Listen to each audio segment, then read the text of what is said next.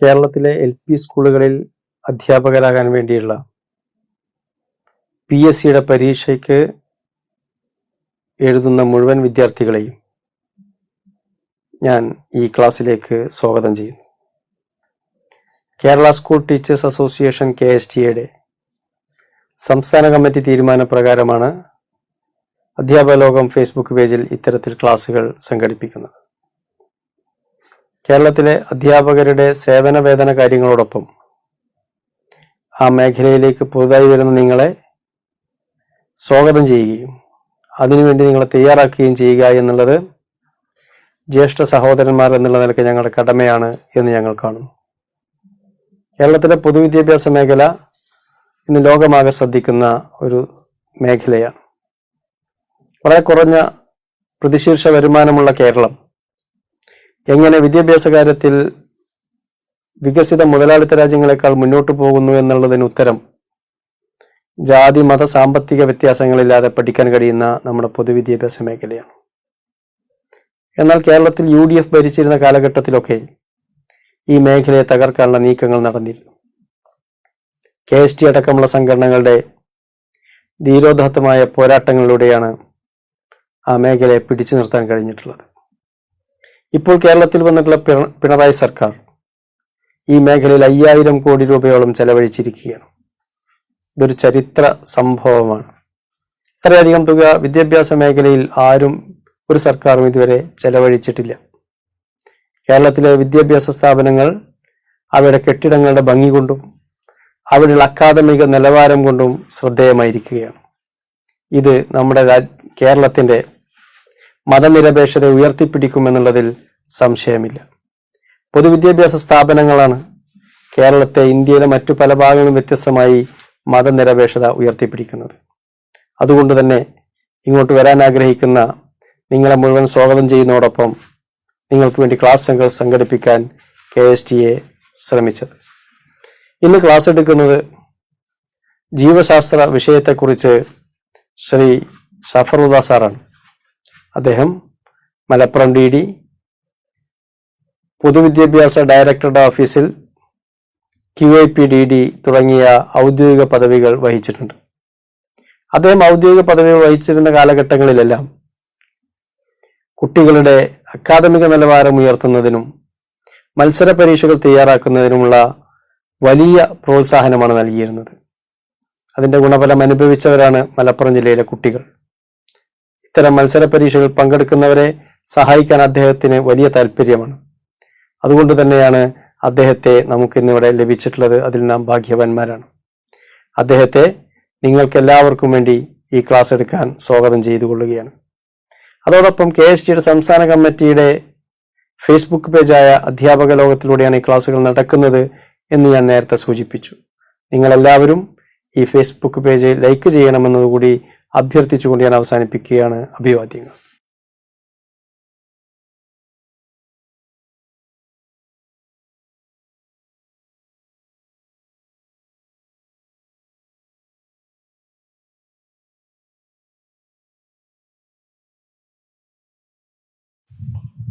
സ്നേഹം നിറഞ്ഞ വിദ്യാർത്ഥികളെ എല്ലാ ആശംസകളും. നിങ്ങൾ നന്നായി പഠിക്കുന്നു എന്ന് വിചാരിക്കുന്നു. എല്ലാ പഠനവും കഴിഞ്ഞ് പരീക്ഷയ്ക്ക് വേണ്ടി നിങ്ങൾ കാത്തിരിക്കുക. ഇനി നമുക്ക് ബയോളജി ജീവശാസ്ത്രത്തിലുള്ള ചില കാര്യങ്ങളിലൂടെയാണ് നമ്മൾ കടന്നു പോകുന്നത്. വളരെ എളുപ്പമാണ്, എല്ലാവരും പഠിച്ചിട്ടുണ്ടാവും. കൂടുതൽ ഞാൻ എക്സ്പ്ലെയിൻ ചെയ്യുന്നില്ല. 5 ചാപ്റ്ററാണ് ബയോളജി നമ്മൾ ഫോക്കസ് ചെയ്യേണ്ട കാര്യം. 1 മനുഷ്യ ശരീരം, അതിൽ നിന്നുള്ള ചോദ്യങ്ങളാണ് ആദ്യം വരുന്നത്. മനുഷ്യ ശരീരം. 2 വൈറ്റമിൻസ് എന്നുള്ള ഭാഗങ്ങൾ നമ്മളോട് ചോദിക്കും. വൈറ്റമിൻസ് ഏതൊക്കെയാണ്, അതിലുള്ള കാര്യങ്ങൾ എന്തൊക്കെ എന്നുള്ളത്, വൈറ്റമിൻസ്. മൂന്നാമത്തേത് രോഗങ്ങളെ കുറിച്ച് ചോദിക്കും. രോഗങ്ങളെ കുറിച്ച്, സസ്യങ്ങളിലും ജന്തുക്കളിലും വരുന്ന രോഗങ്ങളെ കുറിച്ചുള്ള ചോദ്യം ചോദിക്കും. അടുത്തത് എൻഡോക്രൈൻ ഗ്ലാൻസ് എന്ന് പറഞ്ഞ ചോദ്യം. എൻഡോക്രൈൻ ഗ്ലാൻസ്, അന്തസ്രാവി ഗ്രന്ഥികൾ എന്നുള്ളത്. മറ്റൊന്ന് കോശത്തിലെ കോശാംഗങ്ങൾ, കോശത്തിലുള്ള കോശാംഗങ്ങളുടെ പ്രത്യേകതകൾ, ഈ ചോദ്യങ്ങളാണ് ഉള്ളത്. പിന്നെ പരിണാമം എന്നുള്ളതിനെ കുറിച്ച് ഉള്ള ചോദ്യം വരാം. ഈ 6 ചാപ്റ്ററുകൾ ഫോക്കസ് ചെയ്ത് ജനറ്റിക്കൽ എഞ്ചിനീയറിംഗിൽ വരുന്നുണ്ട്. അത് കോശത്തിന്റെ പഠനത്തിന്റെ ഭാഗമായിട്ട് വരും. ഇത്രയും ചാപ്റ്ററുകളിലൂടെയാണ്, ഒരു 7-8 ചാപ്റ്ററുകൾ ആണ് നിങ്ങൾക്ക് വരുന്നത്. 8ാമത്തെ ചാപ്റ്റർ പരിസ്ഥിതിയുമായി ബന്ധപ്പെട്ട്, ഇക്കോസിസ്റ്റവുമായി ബന്ധപ്പെട്ടിട്ടുള്ള ചോദ്യങ്ങൾ, ഓസോണുമായി ബന്ധപ്പെട്ടുള്ള, ഓസോൺ അംബർലയുമായി ബന്ധപ്പെട്ട ചോദ്യങ്ങൾ, ഇത്രയും ചോദ്യങ്ങളൊക്കെയാണ് ഇതിൽ വരുന്നത്. നമുക്ക് ആ ചോദ്യത്തിലൂടെ പോകാം. ഒന്ന്, കോശം എന്നുള്ളത് ഫസ്റ്റ്. അതായത് കോശത്തെ ആദ്യമായിട്ട് നിരീക്ഷിച്ച ശാസ്ത്രജ്ഞൻ ആരാ ചോദിക്കും? റോബർട്ട് ഹുക്ക്, കേട്ടിട്ടുണ്ട്. അതുപോലെ ജീവനുള്ള കോശത്തെ ആദ്യമായി നിരീക്ഷിച്ചത് ല്യൂവൻ ഹുക്ക് എന്നുള്ള ശാസ്ത്രജ്ഞനാണ്. പിന്നെ കോശാംഗങ്ങളെ കുറിച്ച്, കോശം എന്ന് പറഞ്ഞാൽ അത് ബേസിക് സ്ട്രക്ചറൽ ബയോളജിക്കൽ യൂണിറ്റ് ആണ് കോശം. കോശത്തിനെ കുറിച്ചുള്ള പഠനം എന്ന് പറയും സൈറ്റോളജി. അതുപോലെ കോശങ്ങൾ കൂടി ചേർന്ന് ഒരേ ഫംഗ്ഷൻ ചെയ്യുന്ന, ധർമ്മം ചെയ്യുന്ന കോശങ്ങളെ കൂട്ടുന്ന ടിഷ്യൂസ് എന്ന് പറയും. അതിന്റെ കുറിച്ചുള്ള പഠനമുണ്ട്, ഹിസ്റ്റോളജി. അത് സംഭവങ്ങൾ ചോദിക്കാം. അതിൽ സൈറ്റോളജി എന്നുള്ള കാര്യം ഓർമ്മിക്കുക. സൈറ്റോളജി കോശത്തിനെ കുറിച്ചുള്ള പഠനം. കോശാംഗങ്ങൾ ഏതൊക്കെയാണ് എന്നുള്ളത്, അതിൽ ഒന്ന് ന്യൂക്ലിയസിനെ കുറിച്ച് നിങ്ങൾക്കറിയാം. അതുപോലെ തന്നെ മൈറ്റോകോൺട്രിയ പവർ ഹൗസ് എന്ന പേരിലാണ് അറിയപ്പെടുന്നത്. മൈറ്റോകോൺട്രിയ കോശത്തിലെ പവർ ഹൗസ് എന്ന് അറിയപ്പെടുന്നതാണ് മൈറ്റോകോൺട്രിയ. മറ്റൊന്ന് സൂയിസൈഡൽ ബാഗ് എന്ന പേരിൽ അറിയപ്പെടും. സൂയിസൈഡൽ ബാഗ്, അതാണ് ലൈസോസോം ആണ് സൂയിസൈഡൽ ബാഗ് എന്ന പേരിൽ അറിയപ്പെടുന്നു, ലൈസോസോം. അതുപോലെ റൈബോസോം ഉണ്ട്, പ്രോട്ടീൻ സിന്തസിസുമായി ബന്ധപ്പെട്ടതാണ് റൈബോസോം. അതുപോലെ എൻഡോപ്ലാസ്മിക് റെറ്റിക്കുലം, അന്തർദ്രവ്യ ജാലിക എന്നാണ് വാക്ക്. Endoplasmic reticulum, അന്തർദ്രവ്യ ജാലിക. ഈ അന്തർദ്രവ്യ ജാലിക ട്രാൻസ്പോർട്ട് ഫംഗ്ഷൻ ചെയ്യുന്നത് കോശാസ്ഥികൂടം, സ്കെൽട്ടൺ. മനുഷ്യന്റെ സ്കെൽട്ടൺ ഇല്ല എങ്കിൽ എന്തായിരിക്കും സംഭവിക്കുക? 50 കിലോ മാംസം തൂക്കി വെച്ചാൽ മതി ഉണ്ടാവും. ഇതിനെ അതേപോലെ കോശാസ്ഥികൂടം എന്ന പേരിലാണ് എൻഡോപ്ലാസ്മിക് റെറ്റിക്കുലം അറിയപ്പെടുന്നത്. ഇത്രയും കാര്യങ്ങളാണ് അതിൽ ഇമ്പോർട്ടന്റ് ആയിട്ടുള്ളത്. പിന്നെ ക്രോമസോമിനെ കുറിച്ച് അറിയാം. എത്ര ജോഡി ക്രോമസോമാണ് ഉള്ളത് എന്നറിയാം. മനുഷ്യ ശരീരത്തിൽ എത്ര ജോഡി? 23 ജോഡി ക്രോമസോം. അതില് 23 ജോഡി അല്ലെങ്കിൽ എണ്ണം ചോദിച്ചാൽ 46 എണ്ണം വേണം. എലിയിൽ എത്ര ക്രോമസോമിന്റെ ജോഡിയാണുള്ളത് എന്നുള്ളതൊക്കെ പഠിച്ചിട്ടുണ്ടാവും. ഇതാണ് കോശവുമായി ബന്ധപ്പെട്ടിട്ടുള്ള നമ്മുടെ പഠനം. അടുത്തത് മനുഷ്യ ശരീരവുമായി ബന്ധപ്പെട്ട ചോദ്യങ്ങൾ വളരെ സിമ്പിളാണ്, ലളിതമാണ്, എല്ലാം നിങ്ങൾ പഠിച്ചതാണ്. ഏറ്റവും വലിയ അവയവം ഏത്? ത്വക്ക് അല്ലെങ്കിൽ തൊലി, ഇതാണ് ഏറ്റവും വലിയ അവയവം. അതുപോലെ മനുഷ്യ ശരീരത്തിലെ ലിവറിനെ കുറിച്ചുള്ള ചോദ്യമുണ്ട്. ലിവർ കെമിക്കൽ ഫാക്ടറി, രാസനിർമ്മാണശാല. മനുഷ്യ ശരീരത്തിലെ രാസനിർമ്മാണശാല എന്ന് പറഞ്ഞാൽ ലിവറാണ്. ലിവറിനെ ബാധിക്കുന്ന രോഗം ചോദിക്കാം. ലിവറിനെ ബാധിക്കുന്ന രോഗമാണ് സിറോസിസ്. മദ്യപാനികളിലായിട്ടുള്ള ആളുകളിലെ സിറോസിസ്. മദ്യം ജീവിതത്തിൽ കാണാത്ത ആൾക്കും സിറോസിസ് വരാം, അത് വരാം. അതുപോലെ തന്നെ ലിവറിന്റെ അസുഖമാണ് ഫാറ്റി ലിവർ. കൊഴുപ്പ് അടിഞ്ഞു കൂടുന്ന ഫലമായിട്ടുണ്ടായ ഫാറ്റി ലിവർ, അത് ലിവറിന്റെ കുഴപ്പമാണ്. കെമിക്കൽ ലബോറട്ടറി എന്നറിയപ്പെടുന്നു. ഏറ്റവും വലിയ ഗ്രന്ഥിയാണ് ലിവർ. അത് പിന്നെ റീജനറേറ്റിംഗ് ആയിട്ട് സ്വഭാവമുള്ള അവയവമാണ് ലിവർ. 502 കെമിക്കൽ റിയാക്ഷൻസ് നടക്കുന്നുണ്ട് എന്നാ പറയുന്നത് ലിവറിൽ.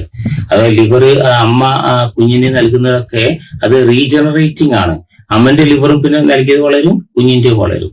അപ്പോൾ അങ്ങനെ റീജനറേറ്റിംഗ് പ്രോപ്പർട്ടി ഉള്ളതാണ്. ഇപ്പൊ രോഗങ്ങൾ ഒന്ന് ഫാറ്റി ലിവർ എന്നുള്ള അസുഖം, കൊഴുപ്പ് അടിഞ്ഞു കൂടുന്നതാണ്. അതുപോലെ മദ്യപാനികളിൽ ഉണ്ടാവുന്ന ഒരു രോഗമാണ് സിറോസിസ് രോഗം, വെക്കാൻ ലിവർ. അതുപോലെ തന്നെ ഒരു അവയവം ആണ് ബ്രെയിൻ എന്ന് പറയും, മസ്തിഷ്കം. ബ്രെയിന്റെ ഭാഗങ്ങൾ സ്ഥിരമായി ചോദിക്കും.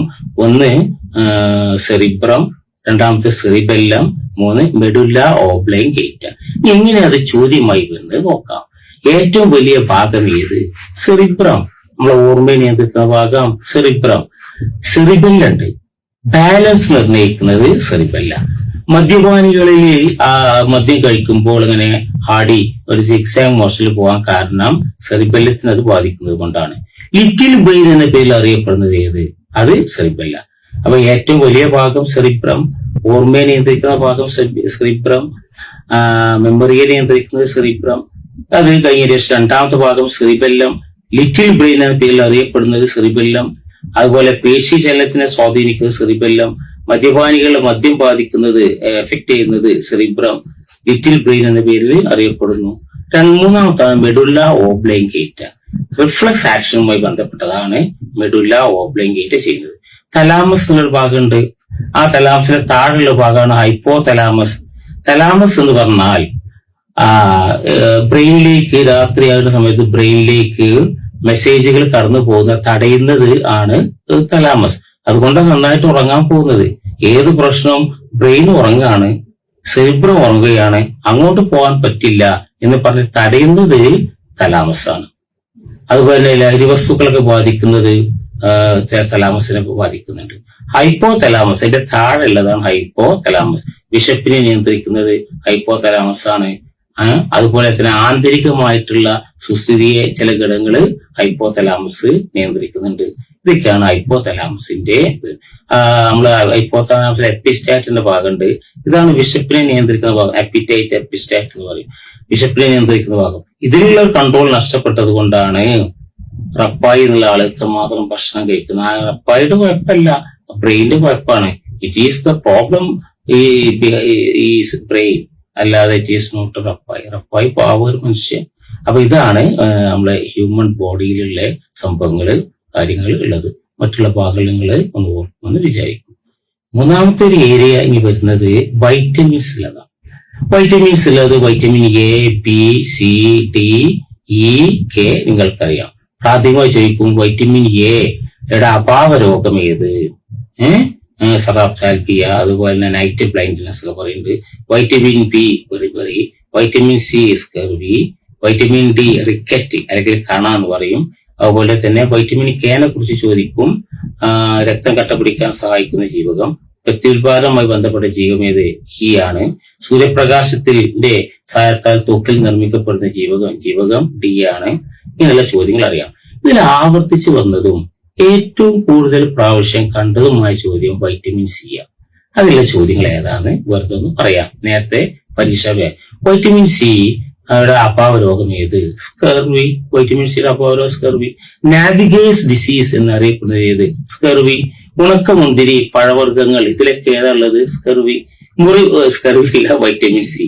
മുറിവ് ഉണങ്ങാൻ സഹായിക്കുന്ന ജീവകം വൈറ്റമിൻ സി. ഭക്ഷണം പാകം ചെയ്യുമ്പോൾ നഷ്ടപ്പെടുന്ന ജീവകം വൈറ്റമിൻ സി. ഉണക്കമുന്തിരിയിൽ അടങ്ങിയിരിക്കുന്ന ചേരി. മുറിവ് ഉണങ്ങാൻ ആശുപത്രിയിൽ ആൾക്കാർ അപ്പാട് പറ്റി കിടക്കുന്ന സമയം മുറിവ് ഉണങ്ങാനുണ്ടെങ്കിൽ ജിലേബി അല്ല കൊണ്ടുവരണ്ടേ, ഉണക്കമുന്തിരിയെ കൊണ്ടുവരണ്ടേ? വൈറ്റമിൻ സി അടങ്ങിയിരിക്കുന്നു. അതുപോലെ മോണയിൽ തട്ടിക്കഴിഞ്ഞാൽ രക്തം വരുന്നു, ഏതാ? സ്കർവിയുടെ അടയാളമാണ് എന്ന് പറയുന്നു. അതുപോലെ അസ്കോർബിക് ആസിഡ്, വൈറ്റമിൻ സിയെ കുറിച്ച് പറയുന്നതാണ് അസ്കോർബിക് ആസിഡ്.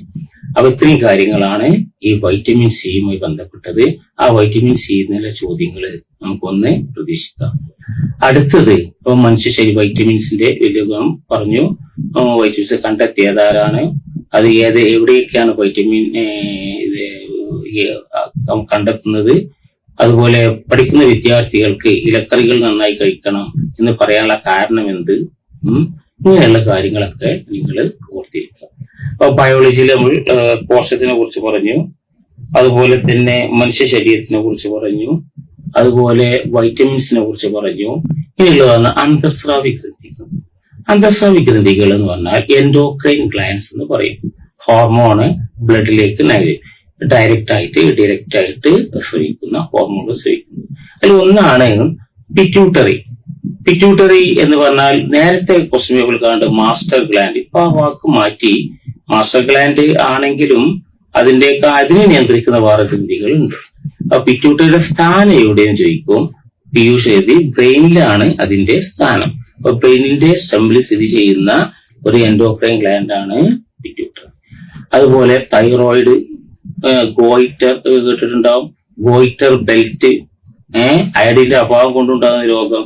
അപ്പൊ തൈറോയിഡ് ഗ്രന്ഥിയാണ് നമ്മുടെ തൊണ്ടയിലുള്ളതാണ് തൈറോയിഡ് ഗ്ലാൻഡ്.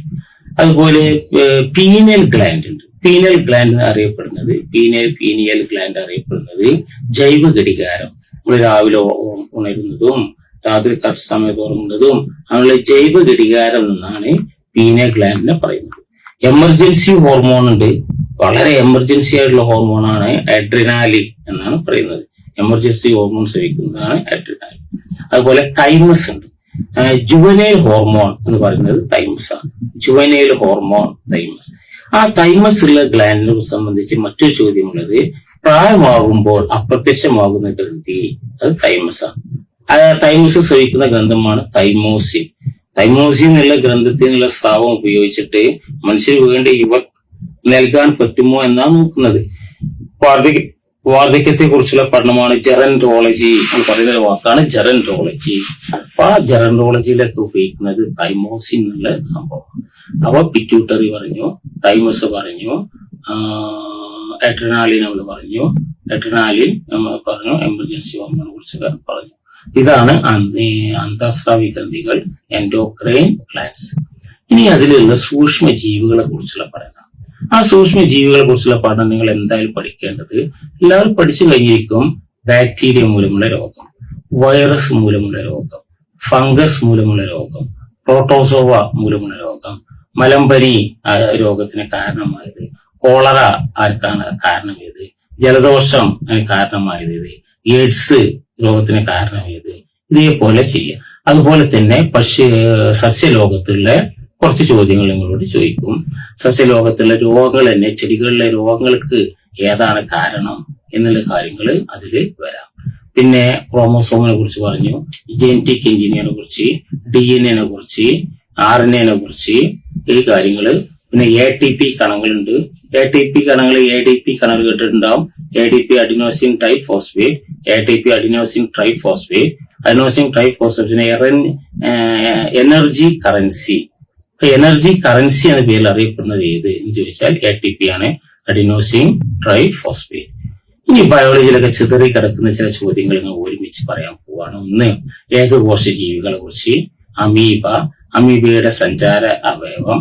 അതുപോലെ തന്നെ പരമീസിയം, ചെരുപ്പിന്റെ ആകൃതിയിലെ ജീവി ഏത്, പരമീസ്യത്തിന്റെ സഞ്ചാര അവയവം. പിന്നെ ശ്വാസകോശങ്ങളെ കുറിച്ച്, മണ്ണിരയുടെ ശ്വാസകോശം ലങ്സ് പറഞ്ഞിട്ടുള്ളത്, ചിലന്തിയുടെ ഏതാണ്, മണ്ണിരയുടേതാണ്. ഇങ്ങനെയുള്ള കാര്യങ്ങൾ ചോദ്യങ്ങളിലൂടെ കടന്നുപോകും. പിന്നെ പ്രോട്ടീന്, കാർബോഹൈഡ്രേറ്റ്, ലിപ്പിഡ്സ്, അതിൽ ഏറ്റവും കൂടുതൽ ഊർജം പ്രദാനം ചെയ്യുന്നത് ഏതാണ്, എത്രയാണ് ഊർജം പ്രദാനം ചെയ്യുന്നത്, കാർബോഹൈഡ്രേറ്റില് എത്ര ഊർജം ലഭിക്കുന്നു, പ്രോട്ടീന്റെ എന്താ ലഭിക്കുന്നത്. പ്രോട്ടീൻ എന്ന മാംസ്യം. പ്രോട്ടീന്റെ അഭാവം കൊണ്ടുണ്ടാകുന്ന രോഗം ഏത്, മരാസ്മസ്. പട്ടിണി രോഗം എന്നറിയപ്പെടുന്നത് ഏത്, മരാസ്മസ്. ചേരി പ്രദേശത്തിലെ കുട്ടികളെ ബാധിക്കുന്ന രോഗം ഏത്, മരാസ്മസ്. ഇതൊക്കെ പ്രോട്ടീന്റെ അഭാവം കൊണ്ടുണ്ടാകുന്ന രോഗമാണ്.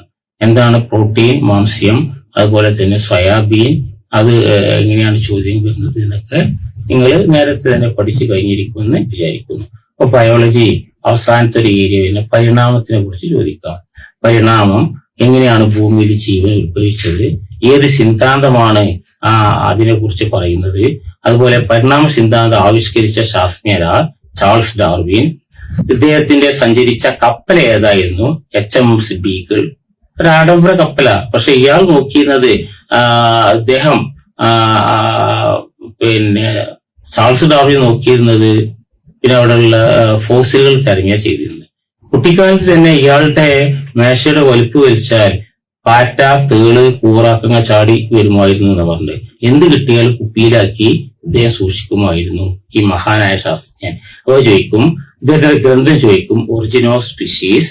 അതുപോലെ ഇയാളുടെ സഞ്ചരിച്ച കപ്പൽ, ഫോസിൽ തേടിക്കൊണ്ട് സഞ്ചരിച്ച കപ്പൽ HMS ബീഗിൾ എന്നുള്ളതാണ് ഒറിജിൻ ഓഫ് സ്പീഷീസ്. അതുപോലെ ഡിബ്രീസ്, അയാളുടെ സംഭാവന എന്ത്. പിന്നെ പാരമ്പര്യം, രോഗങ്ങളെ കുറിച്ചുള്ളത്, ഹീമോഫീലിയ രോഗം പാരമ്പര്യ രോഗമാണ്.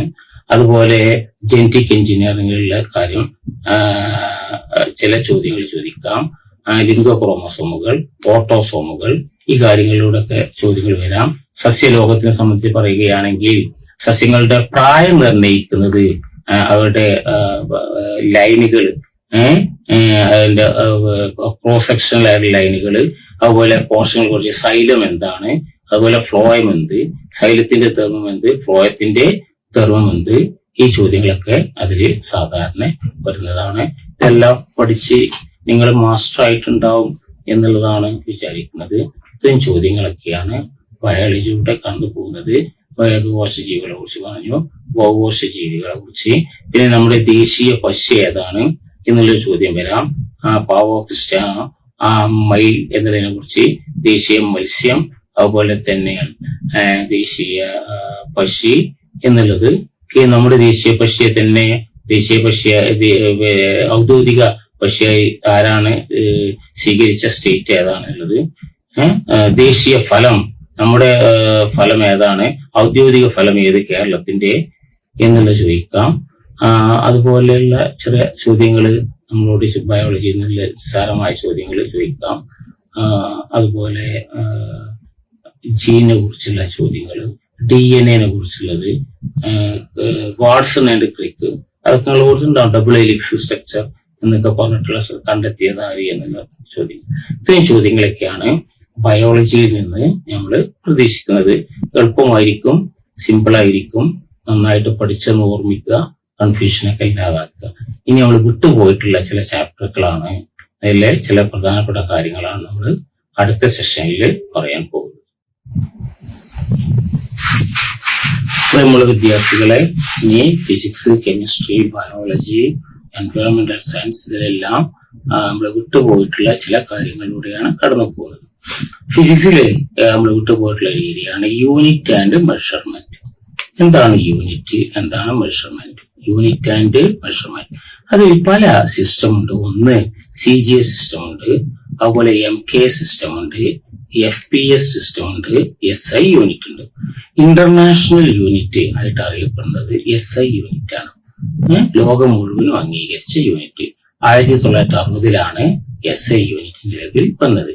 അതില് പ്രാഥമിക യൂണിറ്റ് എന്ന് പറയുന്നത് മീറ്റർ, ദൂരം, അതുപോലെ തന്നെ പിണ്ഡം, സമയം എന്നുള്ളതാണ് നമ്മൾ അതിന്റെ അടിസ്ഥാന യൂണിറ്റുകളായിട്ട് വരുന്നത്. അതുപോലെ തന്നെ CGS സിസ്റ്റം ഉണ്ട്. ഈ SI സിസ്റ്റവും CGS സിസ്റ്റവും തമ്മിലുള്ള ബന്ധത്തിനെ കുറിച്ച് ചോദിക്കും. ഉദാഹരണമായിട്ട് ഫോഴ്സ് പറഞ്ഞാൽ മാസ് ഇൻറ്റു ആക്സിലറേഷൻ, ബലം എന്ന് നമ്മൾ പറയും. ആ ബലത്തിന്റെ യൂണിറ്റ് ഏത് എന്ന് ചോദിച്ചാൽ ബലത്തിന്റെ യൂണിറ്റ് ന്യൂട്ടൺ ആണ്. അതിന്റെ SI യൂണിറ്റ്, അതിന്റെ CGS യൂണിറ്റ് ആണ് ഡൈൻ. അവ തമ്മിലുള്ള ബന്ധമാണ് ഒരു newton is equal to 10⁵5 dynes എന്ന് പറയുന്നത്. ഒരു newton is equal to 10⁵5 dynes. അതുപോലെ ഊർജത്തിന്റെ യൂണിറ്റ് ആണ് ജൂൾ, SI യൂണിറ്റ്. അതിന്റെ CGS യൂണിറ്റ് ആണ് എർഗ്. ഒരു ജൂൾ സമം 10⁻⁷ എർഗ് ആണ്. ഒരു ന്യൂട്ടൺ സമം 10⁵5 ഡൈൻ. അതുപോലെ പിന്നെ വൈദ്യുത പ്രവാഹ തീവ്രത നമ്മൾ പഠിച്ചു, പൊട്ടൻഷ്യൽ വ്യത്യാസം, അതുപോലെ റെസിസ്റ്റൻസ്, അതുപോലെ ഇൻഡക്റ്റൻസ്, അതുപോലെ കപ്പാസിറ്റൻസ്, അത് ഓർക്കാം. അത് പലപ്പോഴും ആവർത്തിച്ച് വരുന്നതായി കണ്ടിട്ടുണ്ട്. കപ്പാസിറ്റൻസിന്റെ യൂണിറ്റ് എന്ത്? ഫാരഡ്. കപ്പാസിറ്റൻസിന്റെ യൂണിറ്റ് ഫാരഡ്. പിന്നെ സമയത്തിന്റെ ചില യൂണിറ്റുകൾ, സെക്കൻഡ് നമുക്കറിയാം സമയത്തിൻ്റെത്, ലൈറ്റ് ഇയർ നമുക്കറിയാം, പാർ സെക്കൻഡ് അറിയാം. ഇങ്ങനെയുള്ള കുറെ സമയത്തിന്റെ യൂണിറ്റ്. അതിൽ നാനോ സെക്കൻഡ്, നാനോ 10⁻⁻5 ആണ് നാനോ. 10⁻⁻15 ഉണ്ട്. അതിനെ പറഞ്ഞ പേര് ഫെംറ്റോ എന്ന് പറയും, അല്ലെങ്കിൽ ഫെർമി എന്ന് പറയും. 10⁻⁻15 അറിയപ്പെടുന്ന ഫെർമി അല്ലെങ്കിൽ ഫെംറ്റോ. ഫെർമി എന്ന് പറഞ്ഞാൽ ഫെംറ്റോ എന്നാലും നേരത്തെ ഫെംറ്റോ ആയിരുന്നു ഉപയോഗിച്ചത്, ഇപ്പോ ഫെർമി എന്നാണ് ഉപയോഗിക്കുന്നത്. അതുപോലെ പ്രഷറിന്റെ യൂണിറ്റ് പറഞ്ഞു, SI യൂണിറ്റ് പാസ്കൽ എന്നതിനെ സംബന്ധിച്ച് പറഞ്ഞു. റേഡിയോ ആക്റ്റീവിയുടെ യൂണിറ്റ് പറഞ്ഞു, ബെക്കറൽ ആണ് റേഡിയോ ആക്റ്റീവിയുടെ SI യൂണിറ്റ്. അങ്ങനെ ചില യൂണിറ്റുകളുടെ ഈ കാര്യങ്ങൾ നിങ്ങളോട് ചോദിക്കാം. മറ്റൊന്ന് അതിൽ വരുന്നത് ഡൈനാമിക്സിലുള്ള ഭാഗമാണ് ഇനി പറയാൻ പോകുന്നത്. ഡൈനാമിക്സ് എന്ന ചലനവുമായി ബന്ധപ്പെട്ടത്. അതില് 2 തരം ക്വാണ്ടിറ്റി ഉണ്ട്. ഒന്ന് വെക്ടർ ക്വാണ്ടിറ്റി എന്ന് പറയും, മറ്റൊന്ന് സ്കലാർ ക്വാണ്ടിറ്റി. വെക്ടർ ക്വാണ്ടിറ്റി എന്ന് പറഞ്ഞാൽ സദിശ അളവ്. സ്കലാർ ക്വാണ്ടിറ്റി എന്ന് പറഞ്ഞാൽ അദിശ അളവ്. വെക്ടർ ക്വാണ്ടിറ്റിയുടെ പ്രത്യേകത അതിന് അളവുണ്ട്, അളവ് പ്ലസ് ദിശ. ഇതാണ് വെക്ടർ ക്വാണ്ടിറ്റിക്ക് ഉള്ളത്. എന്നാൽ സ്കലാർ ക്വാണ്ടിറ്റിക്ക് അളവ് മാത്രം, അതിന് ദിശയില്ല. അപ്പോൾ സ്കലാർ ക്വാണ്ടിറ്റിക്ക് ഉദാഹരണമാണ് വേഗത, സ്പീഡ്, വേഗത, അതുപോലെ പിണ്ഡം, അതുപോലെ തന്നെ ഡെൻസിറ്റി, വോള്യം, മാസ്. ഇതെല്ലാം മാസാണ് പിണ്ഡം, ഇതെല്ലാം സ്കലാർ ക്വാണ്ടിറ്റിയാണ്, അതിന് ദിശയില്ല. ഒരു കടയിൽ പോയി 10 കിലോഗ്രാം പഞ്ചസാര പടിഞ്ഞാറ് എന്ന് ഒരിക്കലും പറയില്ല. കാരണം 10 കിലോഗ്രാം പഞ്ചസാര എന്ന് പറയുകയുള്ളൂ, അതിന് അളവ് മാത്രമേ ഉള്ളൂ, അതിന് ദിശയില്ല. ഇനി വെക്ടർ ക്വാണ്ടിറ്റി ഉണ്ട്, അതാണ് സദിശ രാശികൾ. ഈ സദിശ രാശിക്ക് അളവുണ്ട്, കൂടെ ദിശയും ഉണ്ട്. അതിന് ഉദാഹരണമാണ് 1 സ്ഥാനാന്തരം, 2 വെലോസിറ്റി, 3 ആക്സിലറേഷൻ ത്വരണം, 4 ഫോഴ്സ് എന്നൊക്കെ പറഞ്ഞാൽ ഇത് രണ്ടിനും അത് ഈക്വൽ ആയിട്ടുള്ള സംഭവമാണ്. 2 മാഗ്നിറ്റ്യൂഡിന്റെ ഡിറക്ഷൻ ഉണ്ട്. ഇത് ഓർക്കാൻ വലിയ എളുപ്പമാണ്. Velocity is a vector quantity. വെലോസിറ്റിയുടെ ആദ്യത്തെ അക്ഷരം ബി, വെക്ടർ ക്വാണ്ടിറ്റി ആദ്യത്തെ അക്ഷരം V. Speed is a scalar quantity. ഈ ചോദ്യമാണ് ആവർത്തിച്ച് വരുന്നത്. സ്പീഡ്, വേഗത ഈസ് എ സ്കലാർ ക്വാണ്ടിറ്റി. സ്പീഡിലെ എസ്, സ്കലാർ ക്വാണ്ടിറ്റി എന്നുള്ള എസ്. ഇനി വന്ന ചോദ്യങ്ങൾ നോക്കാം. താഴെ പറയുന്നവയിൽ സദിശരാശി ഏത്? താഴെ പറയുന്നവയിൽ സദിശരാശി അല്ലാത്തത് ഏത്? താഴെ പറയുന്നവയിൽ അതിശരാശി ഏത്? താഴെ പറഞ്ഞതിൽ അതിശരാശി അല്ലാത്തത് ഏത്? ഇങ്ങനെയുള്ള ചോദ്യമാണ് ആവർത്തിച്ച് വരിക. ഒരു ഉദാഹരണം നോക്കാം. താഴെ പറഞ്ഞതിൽ സദിശരാശി അല്ലാത്തത് ഏത്? വെക്ടർ ക്വാണ്ടിറ്റി അല്ലാത്തത് ഏത്? എ സ്ഥാനാന്തരം, ബി പ്രവേഗം, സി ആക്സലറേഷൻ, ഡി സ്പീഡ് വേഗത. വേഗത സദിശരാശി അല്ലാത്തത്. വേഗത ഒരു സദിശരാശി അല്ല, അത് ഒരു വേഗത ഒരു അതിശരാശിയാണ്. ഇങ്ങനെയുള്ള സിമ്പിൾ ആയുള്ള ചോദ്യങ്ങളാണ് വരുന്നത്. പിന്നെ ടെൻസർ ഉണ്ട്. നമ്മൾ വലിയ ക്ലാസ്സിൽ MSc ഫിസിക്സ് പഠിക്കും എന്താണ് ടെൻസർ. അത് ഇതുവരെ ചോദ്യം വന്നിട്ടില്ല, ചോദിക്കാനുള്ള സാധ്യതയും വളരെ കുറവാണ്. അപ്പൊ വെക്ടേഴ്സ് ആൻഡ് സ്കലാർസ്. വേഗത എന്ന് പറഞ്ഞാൽ അതൊരു സ്കലാർ ക്വാണ്ടിറ്റിയാണ്. വെലോസിറ്റി അല്ലെങ്കിൽ പ്രവേഗം എന്ന് പറഞ്ഞാൽ വെക്ടർ ക്വാണ്ടിറ്റിയാണ്. ഡിസ്പ്ലേസ്മെന്റ് അതൊരു വെക്ടർ ക്വാണ്ടിറ്റിയാണ്. ഇനി ഈ ഡിസ്പ്ലേസ്മെന്റിൽ ഒരു ഹയർ ഓർഡർ തിങ്കിങ് ക്വസ്റ്റ്യൻസിലേക്ക് വരുന്ന ചില ചോദ്യങ്ങൾ നോക്കാം. എന്താണ് ഡിസ്പ്ലേസ്മെന്റ് അല്ലെങ്കിൽ എന്താ സ്ഥാനാന്തരം? സ്റ്റാർട്ടിംഗ് പോയിന്റും ഫിനിഷിംഗ് പോയിന്റും തമ്മിലുള്ള ഏറ്റവും കുറഞ്ഞ ദൂരത്തിനാണ് നമ്മൾ സ്ഥാനാന്തരം എന്ന് പറയുക. സ്ഥാനാന്തരം അല്ലെങ്കിൽ displacement. It is the straight line minimum distance from starting point to finishing point. സ്ഥാനാന്തരം അതുപോലെ സ്ഥാനാന്തരം നമ്മൾ പഠിച്ചു. ഡിസ്പ്ലേസ്മെന്റ്, അതുപോലെ വേഗത, ഇതിലുള്ള ചോദ്യങ്ങൾ നമുക്ക് നോക്കാം. ഒന്ന്, ഒരു കല്ല് നമ്മൾ മുകളിലോട്ട് എറിയുന്നു. കല്ല് മുകളിലോട്ട് h മീറ്റർ ഉയരത്തിലേക്ക് പോകുന്നു. വീണ്ടും ആരംഭ സ്ഥലത്ത് സ്റ്റാർട്ടിംഗ് പോയിന്റിലേക്ക് തിരിച്ചെത്തുന്നു. അപ്പോൾ അതിന്റെ ഡിസ്പ്ലേസ്മെന്റ് എത്ര? 0. സ്റ്റാർട്ടിംഗ് പോയിന്റ് ഫിനിഷിംഗ് പോയിന്റ് തമ്മിൽ ദൂരമില്ല. പക്ഷെ സഞ്ചരിച്ച ദൂരം എത്ര? മുകളിലോട്ട് h, താഴോട്ട് h വരുന്നുണ്ട്. അപ്പൊ ടോട്ടൽ സഞ്ചരിച്ച ദൂരം h പ്ലസ് h 2h. സ്ഥാനാന്തരം 0. നിങ്ങൾ വീട്ടിൽ നിന്ന് സ്വിറ്റ്സർലാൻഡിലേക്ക് പോകുന്നു. സ്വിറ്റ്സർലാൻഡിൽ പോയി തിരിച്ചു വരുന്നു. സ്വിറ്റ്സർലാൻഡിലേക്ക് 10 കിലോമീറ്റർ ഉണ്ടെന്ന് വിചാരിക്കൂ. അങ്ങനെയാണെങ്കിൽ നിങ്ങളുടെ സ്ഥാനാന്തരം 0. വീട്ടിൽ നിന്ന് വീട്ടിലേക്ക് പോയി സ്റ്റാർട്ടിംഗ് പോയിന്റ് വീട്, ഫിനിഷിംഗ് പോയിന്റ് വീട്, സ്ഥാനാന്തരം 0. എന്നാൽ സഞ്ചരിച്ച ദൂരം 10 പ്ലസ് 10 20 കിലോമീറ്റർ. ഈ ചോദ്യം മറ്റു രീതിയിൽ ചോദിക്കാം.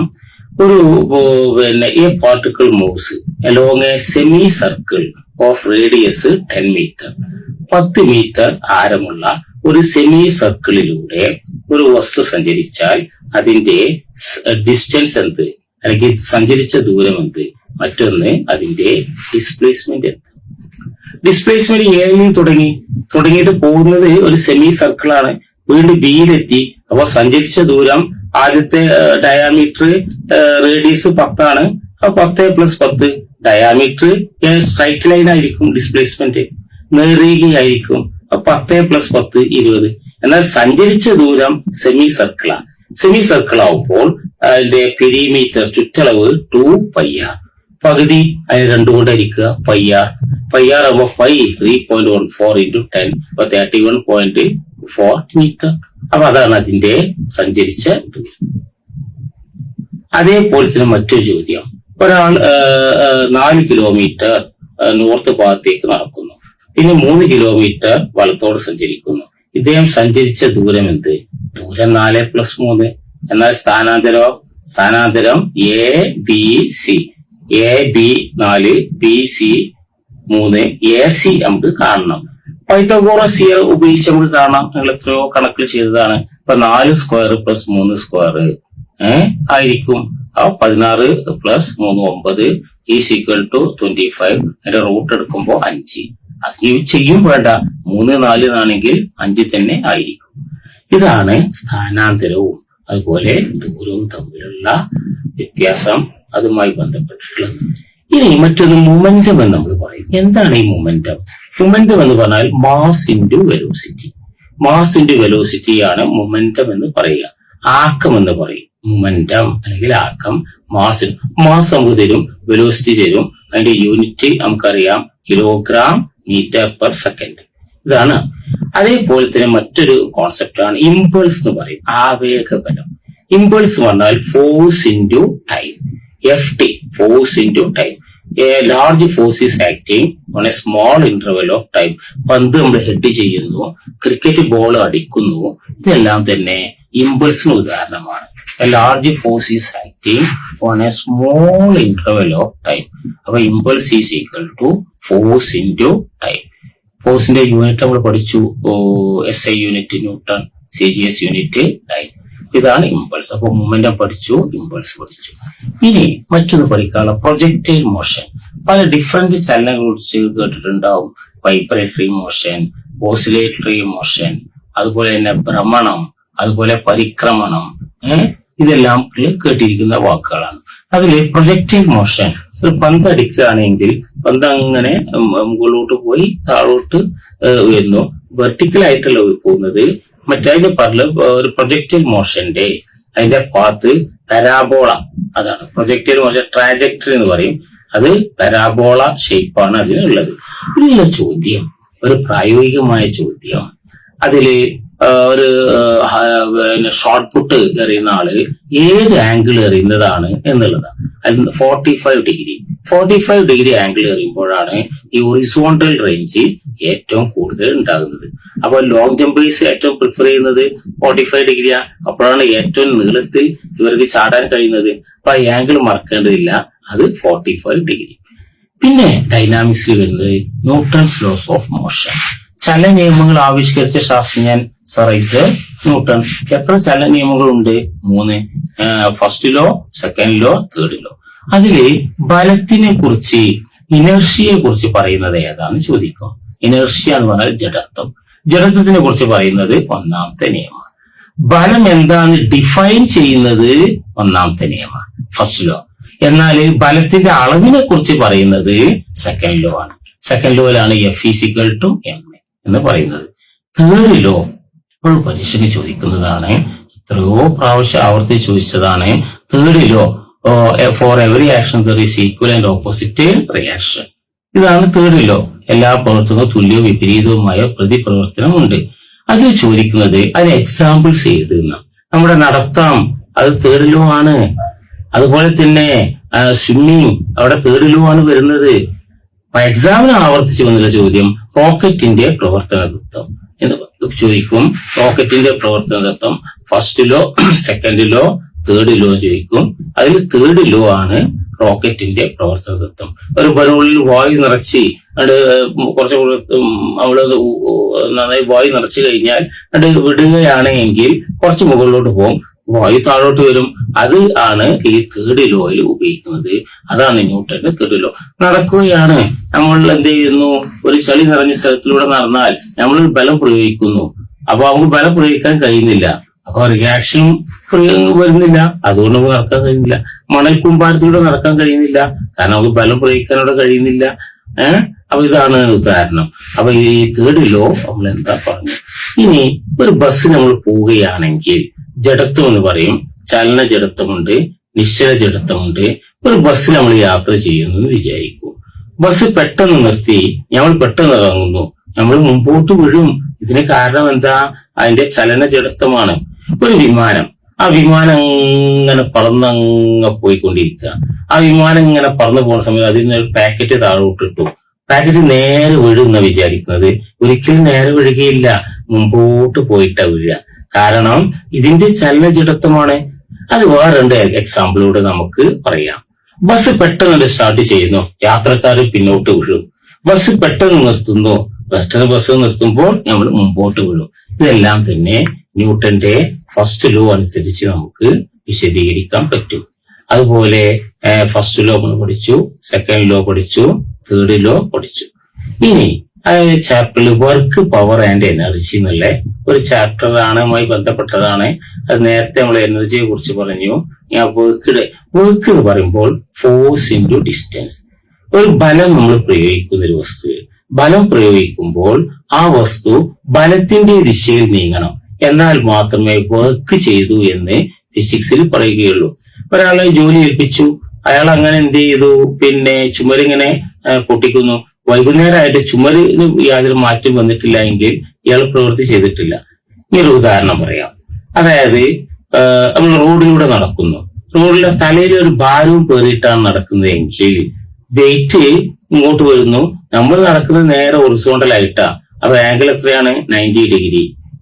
അപ്പൊ FS കോസ് തീറ്റ എന്നാ വലിയ ക്ലാസ് എത്തുമ്പോ പഠിക്കും നിങ്ങള്. അപ്പൊ അവിടെ വർക്ക് ചെയ്യുന്നില്ല, കാരണം ലംബമായിട്ടാണ് ഇവിടെ ബലം ആക്ട് ചെയ്യുന്നത്. അത് 90 ഡിഗ്രി ആണ്. അപ്പൊ FS കോസ് തീറ്റ എന്തായിരിക്കും? 0 ആയിരിക്കും. പ്രവൃത്തി ചെയ്യുന്നില്ല. അപ്പൊ പ്രവൃത്തി ചെയ്തു എന്ന് പറയണമെങ്കിൽ ആ മൂവിങ് ഓബ്ജക്റ്റ് ബലത്തിന്റെ ദിശയിൽ ആ വസ്തു ചലിക്കണം. ഇവിടെ കല്ല് വെച്ചു, ബലം പ്രയോഗിച്ചു, ഈ ദിശയിൽ സഞ്ചരിക്കണം. അതിന് പകരം ഇവിടെ കല്ല് വെച്ചു, കല്ല് മുകളിലോട്ട് പോയി, പ്രവൃത്തി ചെയ്തിട്ടില്ല. ഒരു വസ്തു വലിയൊരു ബലം പ്രയോഗിച്ചു, ബല്ല് നേരെ താഴോട്ട് പോയി, പ്രവൃത്തി ചെയ്തിട്ടില്ല. രാവിലെ മുതൽ വൈകുന്നേരം വരെ കല്ല് ഒരാൾക്ക് പെറുക്കി കൊണ്ടുപോയി താഴോട്ട് ഇടുകയാണെങ്കിൽ ഫിസിക്സിന്റെ ഭാഷയിൽ അയാൾ പ്രവൃത്തി ചെയ്തിട്ടില്ല എന്നാണ് പറയുന്നത്. ഇനി പവർ എന്നുള്ളൊരു കോൺസെപ്റ്റ് നമ്മളോട് പലപ്പോഴും ചോദിക്കും. പവർ എന്ന് പറഞ്ഞാൽ rate of work done. Rate of work done എന്ന് പറഞ്ഞാൽ വർക്കിന്റെ നിരക്ക്. ഇപ്പൊ P = W/T. പവറിന്റെ SI യൂണിറ്റ് ആണ് വാട്ട് എന്നുള്ളതാണ്. പവറിന്റെ SI യൂണിറ്റ് വാട്ട്. പൊട്ടൻഷ്യൽ ഡിഫറൻസിന്റെ യൂണിറ്റ് വോൾട്ട്. അത് രണ്ടും മാറാൻ പാടില്ല. പൊട്ടൻഷ്യൽ ഡിഫറൻസിന്റെ യൂണിറ്റ് വോൾട്ട്, വിദ്യുത് ചാലക ബലത്തിന്റെ യൂണിറ്റ് വോൾട്ട്, പവറിന്റെ യൂണിറ്റ് വാട്ട്. അപ്പൊ പവർ = W/T. ഇനി പരീക്ഷയ്ക്ക് സ്ഥിരമായിട്ട് ചോദിക്കുന്ന ചില ചോദ്യങ്ങളുണ്ട്. പവർ, ഹോഴ്സ് പവർ എന്ന് കേട്ടിട്ടുണ്ടാവും. ഹോഴ്സ് പവർ അതൊരു യൂണിറ്റ് ആണ്. 746 വാട്ടിനെയാണ് നമ്മൾ ഇത് പറയുന്നത് ഹോഴ്സ് പവർ. ഇനി മറ്റൊരു ചോദ്യം, നമ്മൾ ഹീറ്റ് എനർജി നമ്മൾ പഠിച്ചു. H = heat energy, work energy. അപ്പൊ H/T = P എന്ന് കൊടുക്കാം. അപ്പൊ P = H/T. അപ്പൊ P = H/T. H = I²RT/T. അപ്പൊ T നമുക്ക് റിമൂവ് ചെയ്യാം. അപ്പൊ എന്തായി? P = ഒരു ഫോർമുല കിട്ടി, I²R. ഒരു ചോദ്യമാണ്. P = I²R. പവർ കാണാനുള്ള ഫോർമുല I²R. രണ്ടാമത്തെ P = നമുക്ക് പറയാം വെരി ഇമ്പോർട്ടന്റ്. ഇതിന് സബ്സ്റ്റിറ്റ്യൂട്ട് ചെയ്താൽ കിട്ടും, ഓർക്കാൻ എളുപ്പം. Power is very important. ഒരാൾ ഓർത്തു, പവർ ഈസ് വെരി ഇമ്പോർട്ടന്റ് ആണ്. P = VI. V എന്ന് പറഞ്ഞാല് പൊട്ടൻഷ്യൽ ഡിഫറൻസ്, പൊട്ടൻഷ്യൽ വ്യത്യാസം. I പറഞ്ഞാല് കറന്റ്. അത് കഴിഞ്ഞതിന് ശേഷം P = V²/R. ഈ 3 ഫോർമുല നമ്മളോട് ചോദിക്കാം. അതിൽ ചെറിയ ന്യൂമറിക്കൽ പ്രോബ്ലം തരാം, അത് ഓർക്കാൻ എളുപ്പമാണ്. P = I²R. P = V²/R. P = VI. VI ആണ് very important. Power is very important. Power is very important. ഇതാണ് VI. ഈ മറ്റൊരു കാര്യം കൂടി ചെയ്യിക്കാം. ഇതിന് ചില ചോദ്യങ്ങൾ എങ്ങനെ വരുന്നത് നോക്കാം. ഒരു ഹയർ ഓർഡർ തിങ്കിങ് ക്വസ്റ്റ്യൻസ് തന്നെ വരുന്ന ചില സിമ്പിൾ ആയ ചോദ്യങ്ങളാണ്. അപ്പൊ P = VI, അതിനൊരു സംശയമില്ല. Power is very important. അപ്പൊ P = VI. ആ VI താഴോട്ട് മാറ്റുക. അപ്പൊ എന്തായി? Power by volt. അത് potential difference. Power by potential difference is equal to എന്താ ഐ എന്ന് പറഞ്ഞാല് അതിന് ആംബിയറേജ് എന്ന് പറഞ്ഞിട്ട്. അപ്പൊ ചോദിക്കാം പവറിന്റെയും ഈ വോൾട്ടിന്റെയും സ്ഥിര ചോദ്യം എത്രയോ പരീക്ഷയ്ക്ക് വന്നിട്ടുണ്ട്, ഇപ്പോഴും വന്നിട്ടുണ്ടാവും, UPSC-യിലും വന്നിട്ടുണ്ടെന്ന് എനിക്ക് തോന്നുന്നു. ആ പവറിന്റെ ratio P/I is equal to P/V is equal to I. ഓർക്കാൻ വളരെ എളുപ്പം. Power is equal to very important P is equal to VI. V താഴോട്ട് കൊണ്ടുവന്നു. അപ്പൊ P/V എന്ന് പറഞ്ഞാൽ P-യും V-യും തമ്മിലുള്ള റേഷ്യോ അതെന്താണ്? ഈസ് ഈക്വൽ ടു I എന്ന് പറഞ്ഞാൽ ഇന്റൻസിറ്റി ഓഫ് കറന്റ്, അതിന്റെ യൂണിറ്റ് എന്താണ്? ആംപിയർ. അതിനെന്ത് പറയുന്നു? ആംപിയറേജ്. സിമ്പിൾ അല്ലേ? ഇതാണ് ഈ സംഭവങ്ങളിൽ വരുന്നത്. ഇനി ചില ചോദ്യം. ഒരു ഭൂമിക്ക് മധ്യത്തിലൂടെ നമ്മൾ ഒരു ദ്വാരം ഉണ്ടാക്കി, ടണൽ ഉണ്ടാക്കി, അതിലൂടെ ഒരു വസ്തു നമ്മൾ മുകളിൽ വെച്ച് കഴിഞ്ഞാൽ ആ വസ്തു എന്താവും? താഴോട്ട് വീഴും, സെന്ററിൽ വന്ന് നിൽക്കും. ഇങ്ങനെയുള്ള പല ആൾട്ടർനേറ്റീവ് നമുക്ക് തരും. എന്താ നിങ്ങളുടെ അഭിപ്രായം?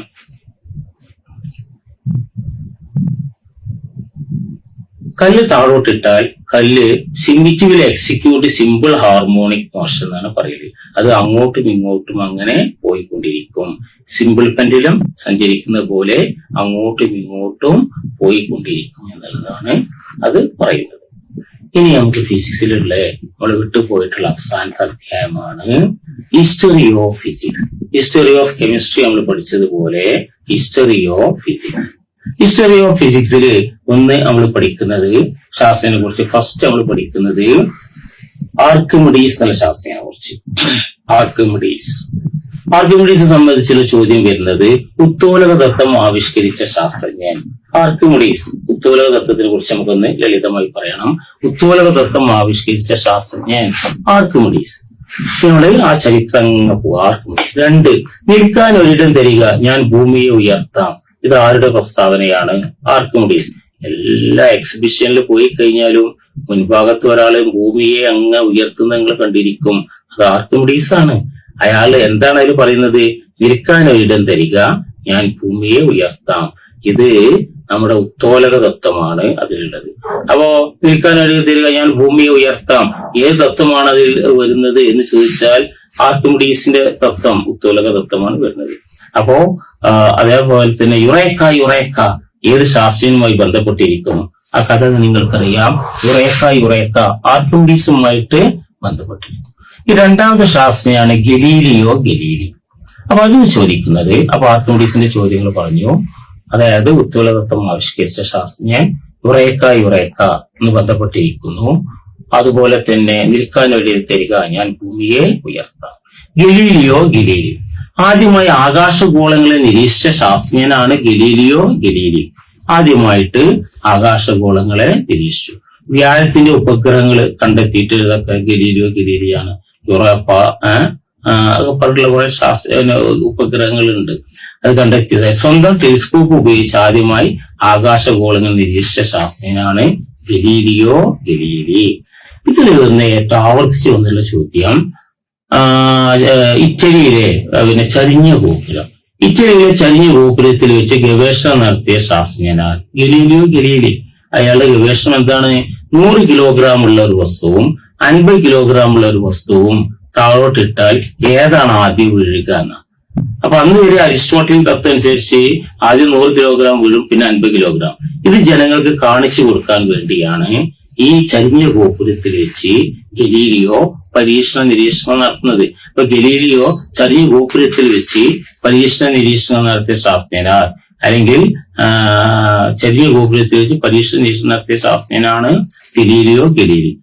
ഈ ആകാശഗോളങ്ങൾ നിരീക്ഷിച്ചു, ഉപഗ്രഹങ്ങൾ കണ്ടെത്തി. ഏറ്റവും വലിയ ഗ്രഹമാണ് വ്യാഴം.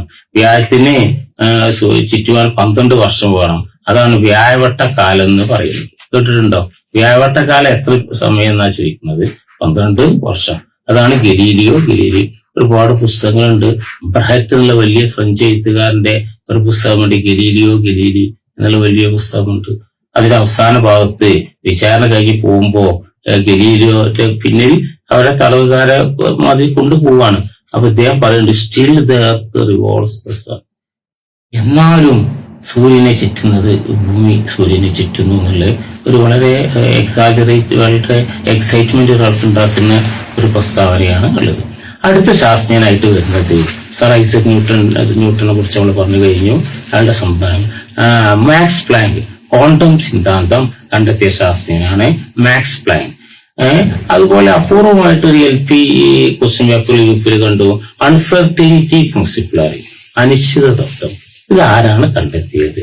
ഈസൺബർഗ് എന്ന ശാസ്ത്രജ്ഞനാണ് അൺസർട്ടിനിറ്റി പ്രിൻസിപ്പിൾ കണ്ടെത്തിയത്. ഇപ്പൊ രാത്രിയാണ് ഇയാൾ കണ്ടെത്തി കഴിഞ്ഞതിന് ശേഷം ഇയാൾ വല്ലാത്ത അവസ്ഥയിലായി. ഇയാൾ സൂര്യോദയം കാണാൻ പോയി.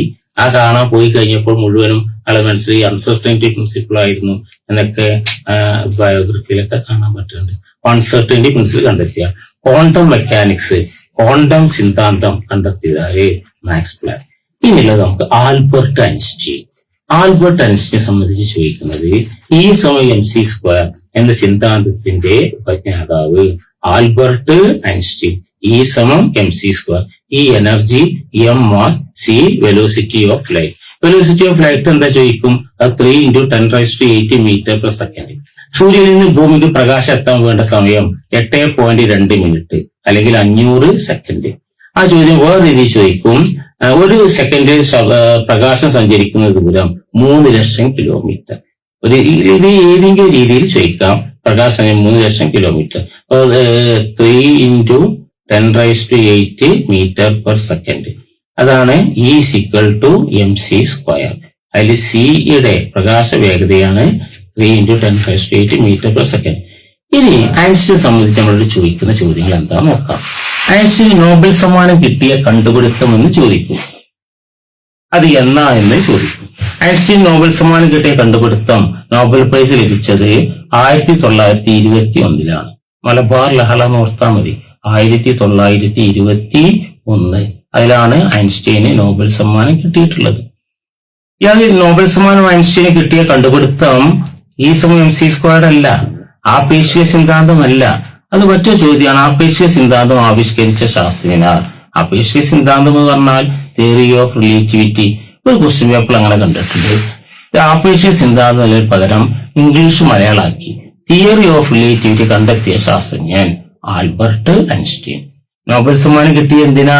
ഈ തിയറി ഓഫ് റിലേറ്റിവിറ്റിക്കല്ല, ഒരു ഇമാജിനറി പ്രോസസ്സിലൂടെ കടന്നു പോവുകയാണ് ചെയ്യുന്നത്.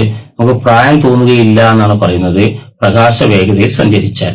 അയാളുടെ സിദ്ധാന്തം നിങ്ങളോട് ചോദിക്കുകയില്ല.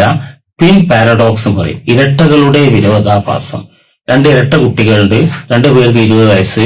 ഒരു കുട്ടി സ്പേസിലേക്ക് പോയി, 10 വർഷം സ്പേസിലായിരുന്നു പ്രകാശ വേഗതയിൽ. 10 വർഷം കഴിഞ്ഞ് തിരിച്ചു വരുമ്പോൾ ഭൂമിയിലെ കുട്ടിക്ക് 30 വയസ്സായി, 20 വയസ്സ് ഉള്ള കുട്ടി 30 വയസ്സായിട്ടുണ്ടാവും. എന്നാൽ പേടകത്തിൽ പോയ കുട്ടിക്ക് 20 + 10 30 അല്ല, 20 വയസ്സ്. അവിടുന്നാണ് തിയറി ഓഫ് റിലേറ്റിവിറ്റി തുടങ്ങുന്നത്. ടൈം ഈസ് റിലേറ്റീവ് എന്നുള്ളത് തുടങ്ങുന്നത്. അപ്പൊ ആപേക്ഷിക സിദ്ധാന്തം കണ്ടെത്തിയ ശാസ്ത്രജ്ഞൻ ആൽബർട്ട് ഐൻസ്റ്റീൻ. ട്വിൻ പാരഡോക്സ് ഏത് സിദ്ധാന്തവുമായി ബന്ധപ്പെട്ടിരിക്കുന്നു? ആപേക്ഷിക സിദ്ധാന്തം. നോബൽ സമ്മാനത്തിന് കാരണമായ കണ്ടുപിടുത്തം ഫോട്ടോ ഇലക്ട്രിക് പ്രഭാവത്തിന് ശാസ്ത്രീയമായ വിശദീകരണം നൽകി. ഇതിനാണ് നോബൽ സമ്മാനം കിട്ടിയിട്ടുള്ളത്. ഫോട്ടോ ഇലക്ട്രിക് പ്രഭാവത്തിന് ശാസ്ത്രീയമായ വിശദീകരണം നൽകി. പ്രകാശത്തിന്റെ കണികക്ക് ഓരോ ആൾക്കാർ ഓരോ പേരാ ചരിത്രത്തിൽ അങ്ങനെ പറഞ്ഞിരുന്നത്. ന്യൂട്ടൺ അതിനെ കണെന്ന് പറഞ്ഞു. അതേ സമയത്ത് Max Planck quantum packet of energy എന്ന് പറഞ്ഞു. ഐൻസ്റ്റീൻ അതിന് ഫോട്ടോൺ എന്ന് പറഞ്ഞു. പ്രകാശത്തിന്റെ ഏറ്റവും ബേസികമായ ഘടകമാണ് ഏത്? ഫോട്ടോൺ. അപ്പൊ ഫോട്ടോ ഇലക്ട്രിക് എഫക്ട്, അതിൽ ഒരുപാട് ചോദ്യങ്ങൾ പലപ്പോഴും പല രീതിയിൽ വരുന്നുണ്ട്. Photo electric effect, photo voltaic cell, അതിൽ എന്താണ് ഊർജ്ജമാറ്റം എന്നാണ് ഒന്നാമത്തെ ചോദ്യം. ഊർജ്ജമാറ്റം പ്രകാശോർജം വൈദ്യോർജമായി മാറും. ആ ഫോട്ടോ ഇലക്ട്രിക് സെല്ലിൽ ഉപയോഗിക്കുന്ന ലോഹം ഏത് എന്ന് ചോദിക്കും. ആൽക്കലി മെറ്റൽസ് ആണ് ഉപയോഗിക്കുന്നത്.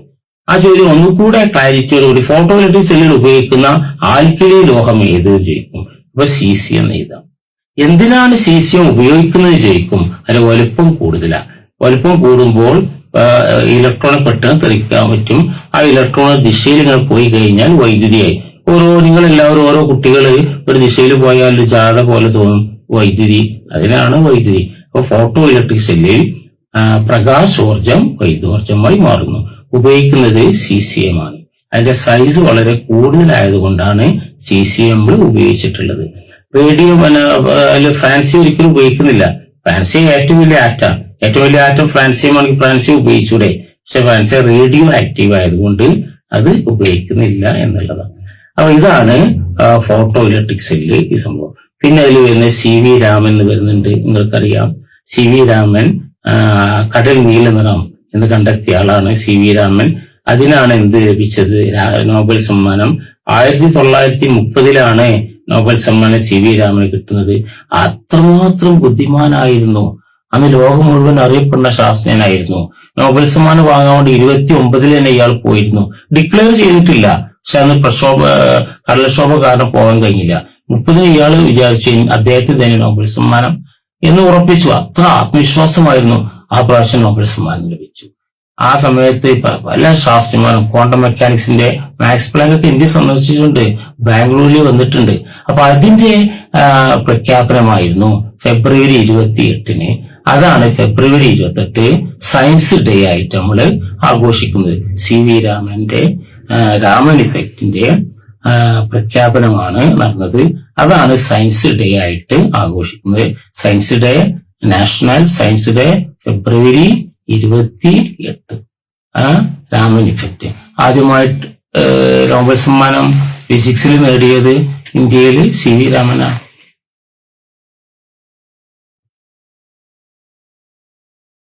പ്രോപ്പർട്ടീസ് ഓഫ് മാറ്റർ എന്നുള്ളൊരു ചാപ്റ്ററാണ് നമുക്ക് അവസാനമായിട്ട് ആലോചിക്കുവാനുള്ളത്. പ്രോപ്പർട്ടീസ് ഓഫ് മാറ്റർ അതിൽ സർഫസ് ടെൻഷൻ അല്ലെങ്കിൽ പ്രതലബലം, വിസ്കോസിറ്റി ശ്യാനത, എലാസ്റ്റിസിറ്റി ഇലാസ്തികത, ഇതിനുള്ള ഒരു പരാമർശമുള്ള കാര്യങ്ങൾ നോക്കാം.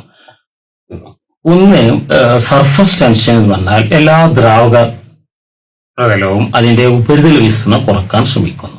ഉപരിതല വിസ്തീർണം കുറക്കാൻ ശ്രമിക്കുമ്പോൾ ഉപരിതല വിസ്തീർണം കുറയുന്നത് അത് ഒരു ഗോളാകൃതി ആവുമ്പോഴാണ്. നമ്മൾ രാവിലെ ക്ലാസ്സിൽ പറഞ്ഞു, ഗോളാകൃതി ആവുമ്പോഴാണ് ഉപരിതല വിസ്തീർണം കുറയുന്നത്. അപ്പോ ആ ചോദ്യം ചോദിക്കുന്നത് മഴത്തുള്ളി ഗോളാകൃതിയാകുവാൻ കാരണമായ പ്രതിഭാസം, പ്രതലബലം. മഴത്തുള്ളി ഗോളാകൃതിയാകുവാൻ കാരണമായ പ്രതിഭാസം പ്രതലബലം.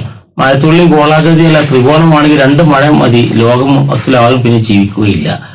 അപ്പൊ ഒരു ബസ് താഴോട്ട് വീഴുന്ന മാതിരിയായിരിക്കും വീഴുന്നത്. അപ്പോൾ മഴത്തുള്ളി ഗോളാകൃതിയാൻ കാരണമായ പ്രതിഭാസം പ്രതലബലം. ഇനി ചൂടാവുമ്പോൾ, താപനില ഉയരുമ്പോൾ എന്ത് ചെയ്യും? പ്രതലബലം ടെമ്പറേച്ചർ കൂടുമ്പോൾ പ്രതലബലം കുറയും. അതുകൊണ്ടാണ് പ്രതലബലം കുറയും. അതുകൊണ്ട് സോപ്പ് ലായനി, നമ്മൾ വാഷിങ്ങിന് സോപ്പ് ലായനി ഉപയോഗിക്കുന്നു. സോപ്പ് ലായനി ഉപയോഗിക്കുമ്പോൾ ജലത്തിന്റെ പ്രതലബലം കുറയുന്നു. നേരത്തെ വലിയൊരു പാത്രത്തിൽ വെള്ളം ചൂടാക്കി വെക്കും, അതിൽ സോപ്പ് പൊടിയിടും, അതിലേക്ക് വസ്ത്രം ഇടും. അങ്ങനെയാണ് പണ്ട് അലക്കിയിരുന്നത്, വാഷിംഗ് മെഷീനൊക്കെ വരുന്നതിന് മുമ്പ്. അപ്പൊ എന്ത് ചെയ്യുന്നു? പ്രതലബലം കുറയുന്നു. അപ്പോൾ ഈ ജലത്തിന്റെ തന്മാത്ര ഒരു സ്പിയർ മാതിരിയാവും. എന്നിട്ട് നൂലുകൾക്ക് ഇടയിലൂടെ പോകാൻ പറ്റും, ചളി ഇല്ലാതാക്കി മാറ്റാൻ പറ്റും. അപ്പൊ ഇതാണ് പ്രതലബലം ടെമ്പറേച്ചറും തമ്മിലുള്ള ബന്ധം. അപ്പോ അത് ആവർത്തിച്ച് വന്ന ചോദ്യം, മഴത്തുള്ളി ഗോളാകൃതിയാകുവാൻ കാരണമായ പ്രതിഭാസം പ്രതലബലം അല്ലെങ്കിൽ സർഫസ് ടെൻഷൻ. സോപ്പ് ലായനി പ്രതലബലം കുറക്കുന്നു. വെള്ളം ചൂടാക്കുമ്പോൾ അതിന്റെ പ്രതലബലം കുറയുന്നു. അത് കൂടുതൽ നൂലിഴയിലേക്ക് ജലതന്മാത്രന്റെ കടന്നു ചെന്ന് അതിനെ ചെളി ഇല്ലാതാക്കാൻ കഴിയുന്നു. ഒരു സ്പിയർ മാതിരിയായിട്ട് മാറും. മറ്റൊന്ന് ശ്യാനത. ശ്യാനത പറഞ്ഞാൽ ദ്രാവക പ്രതലങ്ങൾ മറ്റൊരു ദ്രാവക പ്രതലത്തിൽ ചെലുത്തുന്ന ഘർഷണ ബലത്തിലാണ് ശ്യാനത അല്ലെങ്കിൽ വിസ്കോസിറ്റി എന്ന് പറയും. അതായത് മിന്നലേൽക്കുമ്പോൾ രക്തത്തിന് എന്താ സംഭവിക്കുന്നത്? മിന്നലേൽക്കുമ്പോൾ രക്തത്തിന്റെ ശ്യാനത കുറയുന്നു. ശ്യാനത കുറയുമ്പോൾ ഒഴുക്ക് കുറയുന്നു.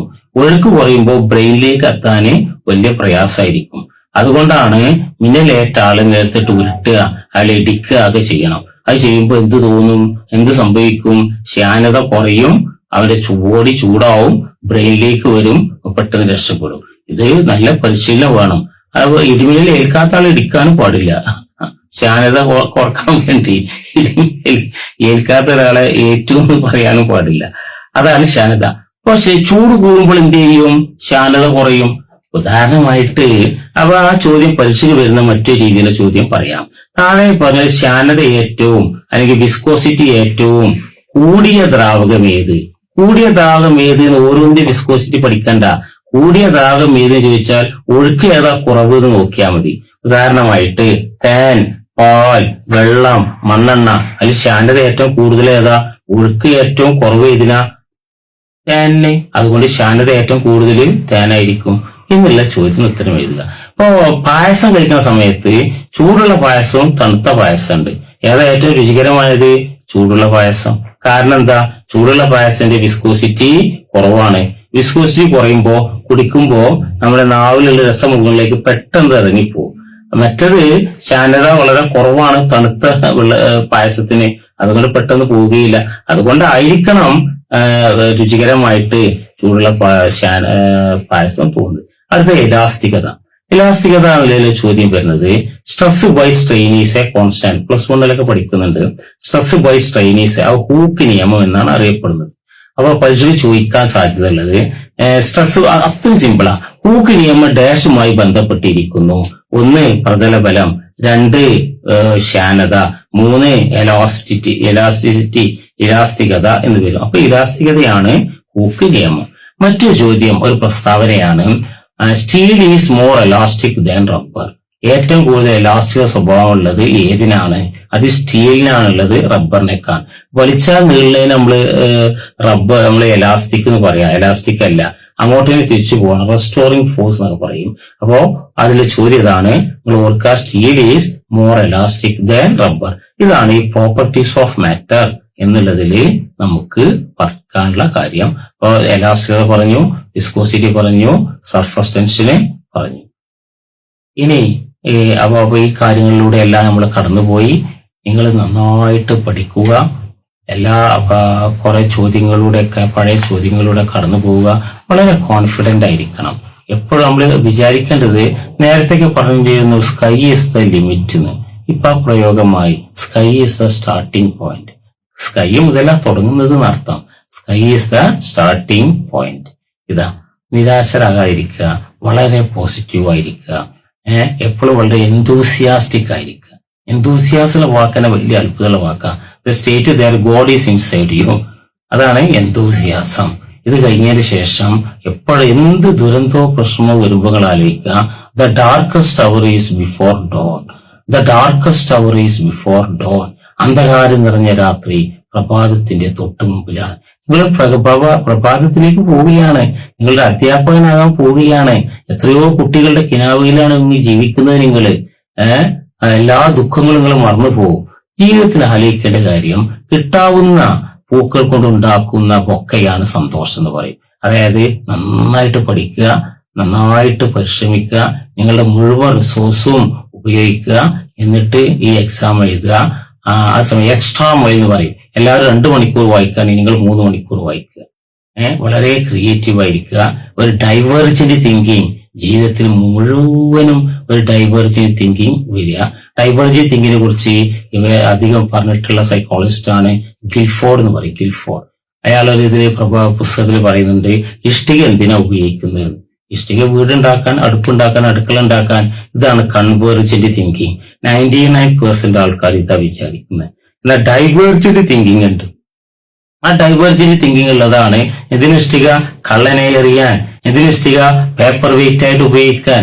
ഇങ്ങനെയുള്ള സംഭവങ്ങളൊക്കെയാണ് ഡൈവേർജന്റ് തിങ്കിങ്. നല്ല ഡൈവേർജന്റ് തിങ്കിങ് ഉള്ള, വളരെ ക്രിയേറ്റീവ് ആയിട്ടുള്ള, അതിസമർത്ഥരായിട്ടുള്ള നിങ്ങൾ എഡ്യൂക്കേഷൻ ഡിപ്പാർട്ട്മെന്റിലേക്ക് നിങ്ങളെ വളരെയധികം സ്വാഗതം ചെയ്യുന്നു.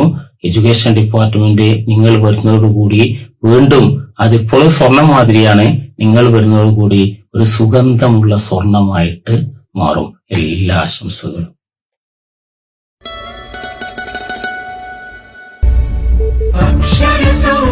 സമഭാവനയുടെ കടലാ, അഴിയിൻ ദിശയുടെ കഴുകും